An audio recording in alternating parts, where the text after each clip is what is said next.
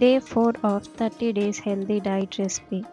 Cauliflower అంటే ఇష్టం లేని వాళ్ళకి కూడా ఈ రెసిపీ చేసి పెట్టండి. మనం చెప్పే వరకు కూడా వాళ్ళకి తెలీదు ఇందులో కాలీఫ్లవర్ ఉందని. మా పిల్లలు అండ్ మా హస్బెండ్ కూడా ఇష్టంగా తింటారు.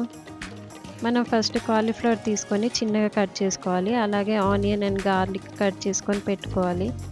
నెక్స్ట్ ఒక పాట్‌లో ఆయిల్ ఇంకా కొంచెం బటర్ వేసుకొని మనం కట్ చేసి పెట్టుకున్న గార్లిక్, ఆనియన్, చిన్న దాల్చిన చెక్క, ఒక బగారా ఆకు వేసుకొని కాలీఫ్లవర్ ఇంకా కొన్ని పెప్పర్స్ వేసుకొని 5 మినిట్స్ మంచిగా రోస్ట్ చేసుకోవాలి.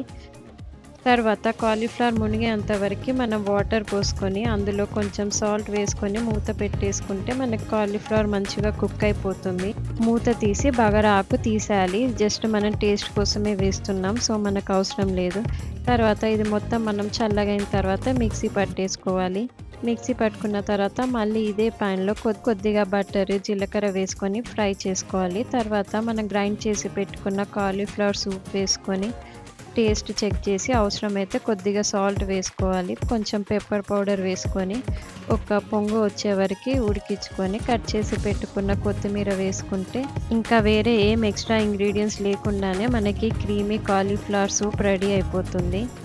రేపు మీ ముందుకి ఇంకో హెల్తీ రెసిపీతో వస్తాను. Thank you. బాయ్.